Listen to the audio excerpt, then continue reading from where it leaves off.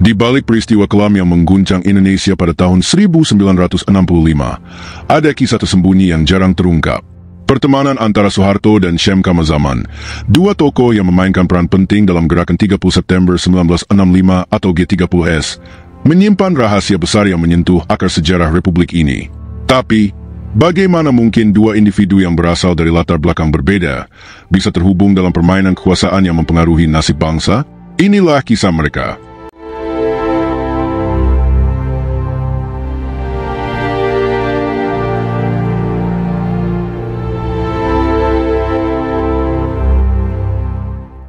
Syem Kamalizaman dan kelompok Pathuk.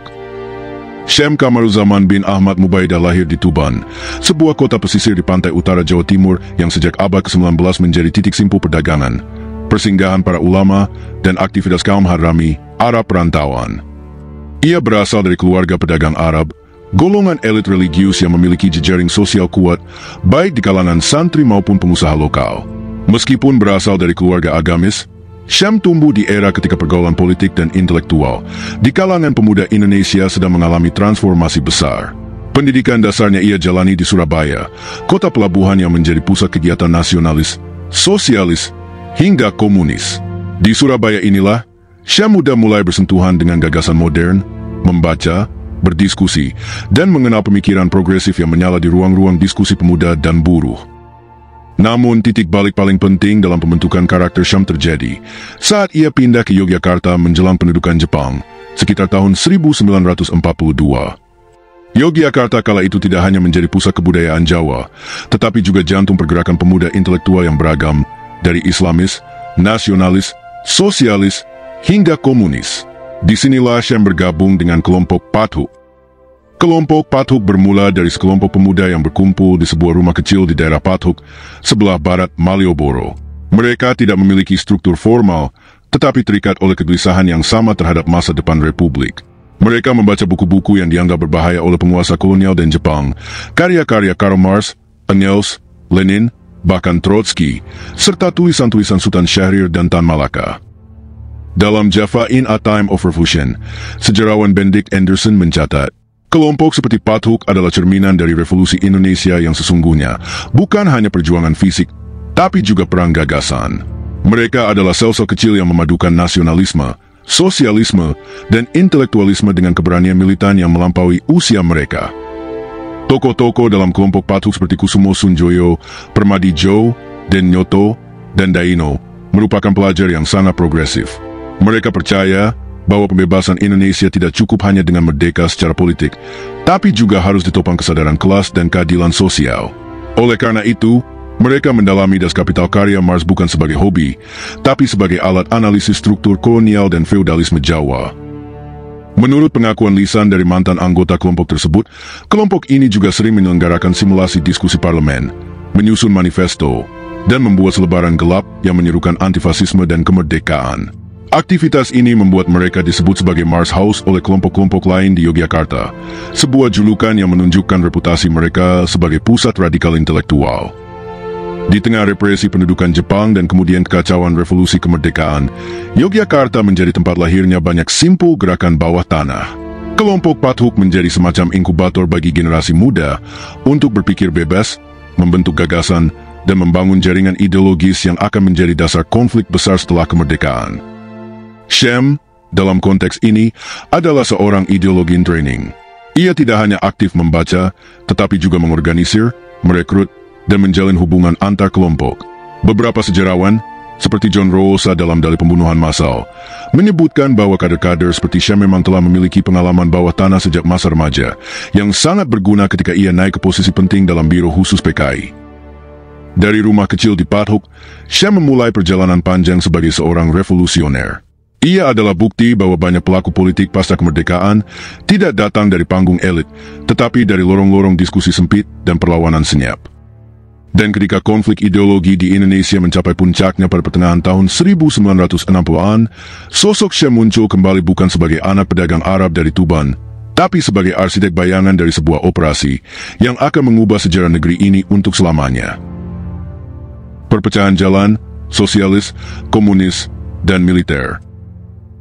Pasca proklamasi kemerdekaan Indonesia tahun 1945, euforia revolusi segera berganti menjadi pertarungan visi tentang arah republik.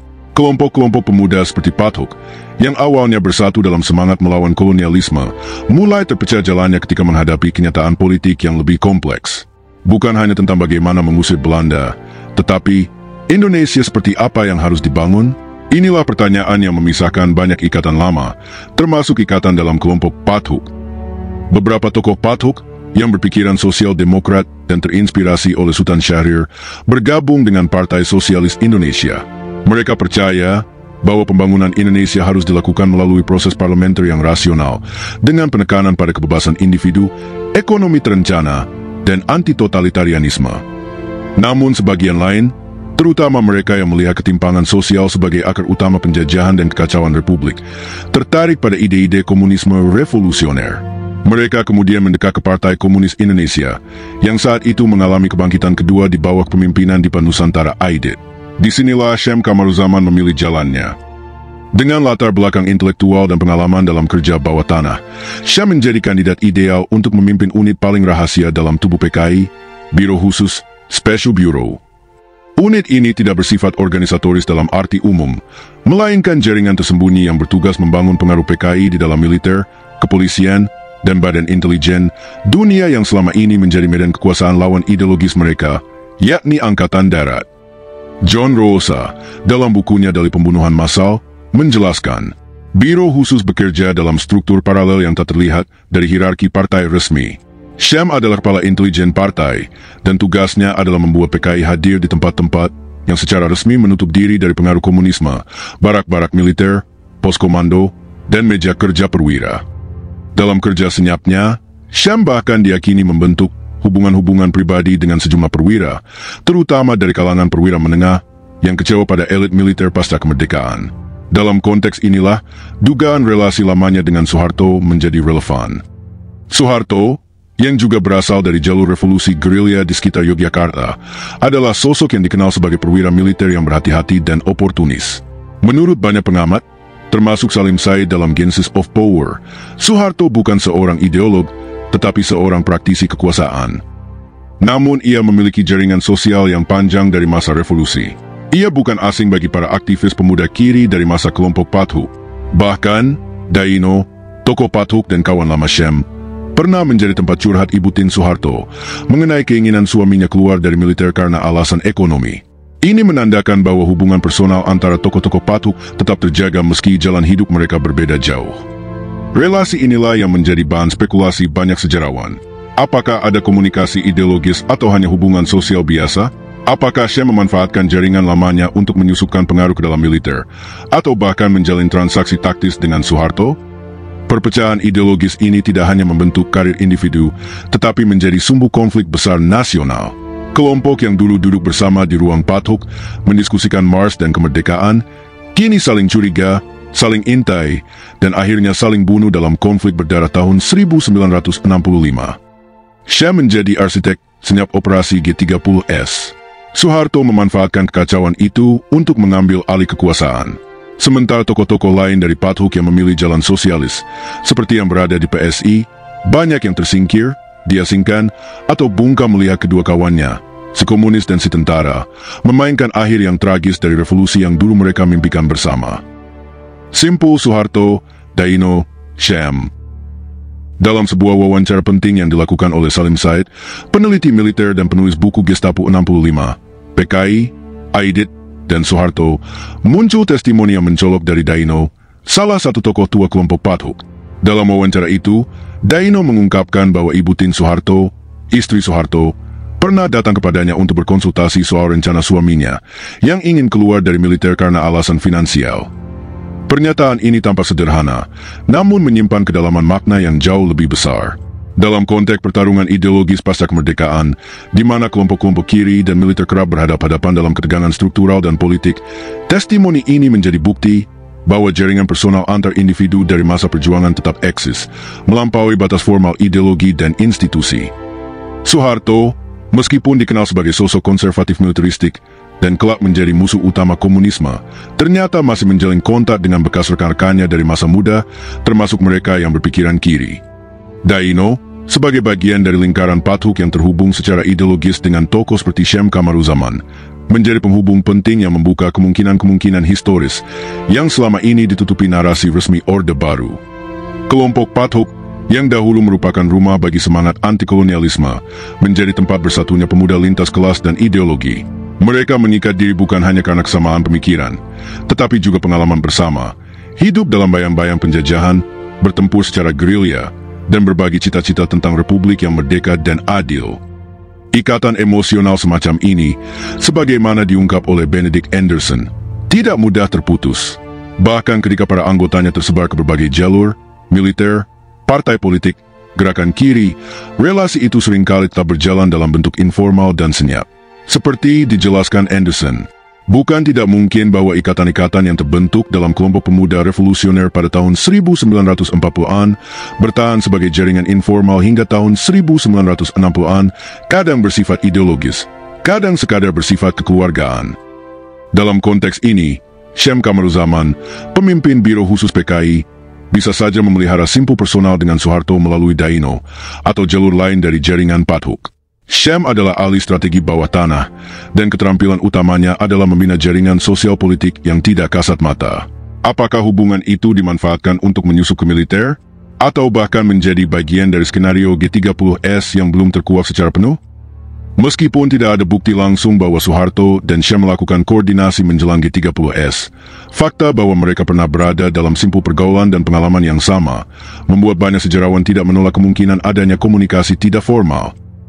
John Rosa, dalam Dalih Pembunuhan Massal, menulis, kemungkinan kolaborasi rahasia antara tokoh-tokoh PKI dan tentara yang saling mengenal secara pribadi di masa lalu harus dipertimbangkan, terutama dalam situasi kekuasaan yang cair seperti tahun 1965. Dengan demikian, simpul Soeharto, Daino, Syam bukan sekadar cerita nostalgia revolusi. Ia adalah jendela kecil yang mengintip dinamika kekuasaan dalam Republik Muda Indonesia, di mana loyalitas lama, hubungan personal, dan ambisi politik saling tumpang tindih membentuk arah sejarah yang tak pernah benar-benar dijelaskan secara tuntas. Pertanyaan tentang agen ganda. Posisi Syam Kamaruzaman sebagai Kepala Biro Khusus PKI menempatkannya dalam salah satu peran paling rahasia dan strategis di tubuh partai. Biro ini bukan lembaga resmi dalam struktur terbuka PKI, melainkan organ khusus yang bertugas membina jaringan bawah tanah, terutama di kalangan militer dan intelijen. Dalam dokumen persidangan Mahmilub, Mahkamah Militer Luar Biasa, Pasti G30S, Syam digambarkan sebagai tokoh utama di balik penggalangan perwira-perwira progresif dan sebagai jembatan antara PKI dan unsur-unsur TNI AD. Namun, keterangan-keterangan dari saksi, terdakwa, maupun dokumen internal menunjukkan bahwa Syam bukan hanya sekadar kader ideologis. Ia adalah seorang operator politik yang sangat luwes dan licin. Ia mampu menembus berbagai lingkaran kekuasaan tanpa mudah terlacak. Kemampuan ini menimbulkan dugaan bahwa Syam adalah seorang agen ganda, bahkan mungkin agen rangkap 3, loyal kepada PKI, berhubungan dengan sejumlah perwira tentara, dan diduga berada dalam pengawasan atau bahkan koordinasi intelijen militer. Dalam artikelnya di Kompas tahun 2001, sejarawan Asfi Warman Adam menulis, ada indikasi bahwa Syam bergerak bukan hanya sebagai kader partai. Ia punya relasi yang terlalu strategis dengan militer untuk dianggap sekadar tokoh sipil komunis. Kalimat ini membuka pertanyaan besar. Apakah Syam benar-benar bergerak atas nama partai? Ataukah ia memiliki agenda ganda yang tidak seluruhnya diketahui oleh DNA Aidit dan elit PKI lainnya? Untuk memahami dugaan ini, kita harus melihat fungsi dan gaya kerja Biro Khusus PKI. Berbeda dengan sayap-sayap organisasi partai seperti Pemuda Rakyat atau Gerwani yang bersifat massal dan terbuka, Biro Khusus dibentuk dengan prinsip konspiratif, sistem sel, infiltrasi personal, dan hubungan tidak langsung dengan komando partai. Banyak kader partai sendiri tidak tahu siapa yang bekerja dalam biro ini. John Rosa, dalam bukunya Dalih Pembunuhan Massal, mencatat bahwa Biro Khusus menjalankan operasi intelijen yang bahkan tidak semua pemimpin PKI mengetahuinya. Syam berada di tengah-tengah jaringan itu, dan ia tampak memiliki kebebasan manuver yang luar biasa. Fakta bahwa Syam bisa berinteraksi dengan perwira-perwira seperti Kolonel Abdul Latif tanpa menimbulkan kecurigaan selama bertahun-tahun, menunjukkan keterampilan operasi yang bukan biasa. Dalam konteks aparat keamanan Indonesia pada masa itu, di mana Badan Pusat Intelijen, Intel AD, dan asisten Intel Koda memiliki mata-mata di mana-mana, kebebasan Syam untuk bermanuver menunjukkan kemungkinan adanya proteksi dari dalam institusi militer itu sendiri. Ada beberapa spekulasi yang berkembang di kalangan peneliti dan sejarawan. Satu, Syam sebagai agen ganda PKI TNI. Ia menggunakan status sipilnya untuk mengakses tentara progresif, tetapi juga menyerahkan informasi tertentu ke pihak militer, mungkin dengan harapan melindungi dirinya dan jaringannya jika keadaan berubah. Dua, Syam sebagai alat atau korban skenario internal tentara. Beberapa teori menyebut bahwa Syam mungkin dimainkan oleh faksi tertentu dalam militer yang memancingnya terlibat dalam aksi G30S sebagai bagian dari operasi false flag, bendera palsu, untuk menjatuhkan PKI dan mengambil alih kekuasaan. 3. Syam berada dalam kendali intelijen asing melalui perantara militer Indonesia. Ini adalah spekulasi paling liar, namun tidak sepenuhnya bisa diabaikan, mengingat konteks perang dingin dan intensnya aktivitas CIA di Asia Tenggara saat itu. Sayangnya, seperti banyak bagian dari sejarah Indonesia tahun 1965, dokumen tentang Syam sangat terbatas. Ia diadili secara tertutup, dihukum mati, dan tidak pernah memberikan kesaksian utuh secara terbuka. Banyak pertanyaan tetap menggantung. Apakah Aidit benar-benar mengetahui penuh aksi-aksi Syam? Apakah Soeharto mengenal atau bahkan memanfaatkan Syam lewat jaringan lama seperti Daino? Apakah ada pertukaran informasi antara Biro Khusus dan intelijen militer sebelum atau sesudah 30 September 1965? Ketidakjelasan ini membuka ruang bagi penafsiran alternatif. Sejarah resmi Orde Baru menyederhanakan Syam sebagai dalang licik dan tangan kanan Aidit, namun jejak personal, struktur organisasi rahasia, dan pola operasinya menunjukkan kompleksitas yang jauh lebih dalam.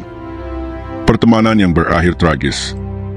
Di balik peristiwa politik yang membelah sejarah Indonesia tahun 1965, tersimpan kisah personal yang nyaris terlupakan, hubungan lama antara Soeharto dan Syam Kamaruzaman. Keduanya pernah berada dalam lingkaran kecil yang sama, kelompok Pathuk di Yogyakarta, sebuah kelompok pemuda revolusioner yang tumbuh dalam semangat antikolonialisme dan diskusi ideologis. Meski jalan hidup mereka berbeda setelah kemerdekaan, Syam ke Partai Komunis dan Soeharto ke tubuh militer, jejak masa lalu itu tidak pernah benar-benar padam. Ketika gerakan 30 September atau G30S meledak dan Soeharto mengambil alih komando militer untuk memulihkan keamanan, nama-nama pelaku yang muncul bukanlah sosok asing baginya. Kolonel Latif, misalnya, adalah kawan dekatnya yang bahkan sempat membesuk Soeharto di rumah sakit sebelum malam penculikan para jenderal. Syam, tokoh misterius yang disebut dalam pengakuan para terdakwa, juga bukan sosok yang benar-benar jauh. Koneksi Syam ke jaringan lama seperti Daino, yang masih berhubungan dengan keluarga Soeharto, membuat kemungkinan pertautan informasi antara masa lalu dan kini makin mencuat. Namun yang menarik, tidak pernah ada pengakuan terbuka dari Syam, meski ia ditangkap, diinterogasi, dan diadili oleh Mahmilub. Ia tidak pernah menyebut Soeharto, baik sebagai kawan, kenalan, atau target penggalangan Biro Khusus. Dalam kesaksiannya, Syam tetap mengarahkan tanggung jawab ke atas, ke DN Aidit dan PKI, tetapi menutup rapat potongan masa lalunya. Di sisi lain, Soeharto juga memilih bungkam. Sepanjang kekuasaannya, dalam narasi resmi yang ia bangun mengenai G30S, nama Syam hanya disebut sebagai pentolan PKI atau dalang sipil, tanpa sedikit pun dibuka kemungkinan adanya pertautan personal, apalagi historis. Bahkan dalam autobiografinya, Soeharto, pikiran, ucapan, dan tindakan saya, ia nyaris tidak menyebut nama Syam secara langsung. Benedict Anderson, dalam salah satu catatan wawancaranya tahun 1987, pernah berkata, "It is not only that TS format interrevolutionary groups of the 1940s, survived as informal works into the 1960s, sometimes ideological, sometimes simply fraternal." Ikatan-ikatan itu, meski tak lagi terlihat di permukaan, mungkin tetap hidup sebagai jaringan diam, yang kelak saling berhadapan dalam situasi tragis. Jika benar Soeharto dan Syam pernah duduk dalam satu ruang diskusi di Pathuk, maka pertemanan mereka berakhir dalam konfrontasi sejarah yang paling berdarah di Indonesia. Syam dieksekusi mati, tidak pernah diberi panggung untuk bicara di ruang publik. Namanya dikubur dalam narasi resmi sebagai pengkhianat bangsa. Soeharto, di sisi lain, naik sebagai penyelamat bangsa, lalu membangun Orde Baru di atas runtuhan sejarah itu. Tetapi diamnya kedua tokoh itu atas masa lalu mereka menyisakan ruang kosong dalam sejarah, sebuah kosongan yang masih menggoda untuk diselami ulang oleh generasi setelahnya. Jejak persahabatan dan pertentangan ideologis ini, meski tidak ada bukti langsung, menunjukkan betapa sejarah Indonesia penuh dengan simpul-simpul yang tak pernah terungkap. Apakah Soeharto dan Syam saling mengenal lebih dekat dalam operasi G30S? Mungkin kita takkan pernah tahu sepenuhnya. Tapi yang pasti, ikatan mereka yang bermula dari sebuah rumah kecil di Yogyakarta ikut menentukan arah sejarah Indonesia. Apakah Anda percaya hubungan antara Syam dan Soeharto lebih dalam dari yang kita ketahui? Tulis pendapat Anda di kolom komentar. Terima kasih telah menyaksikan. Jangan lupa like dan subscribe untuk terus mengikuti kisah-kisah sejarah yang belum terungkap.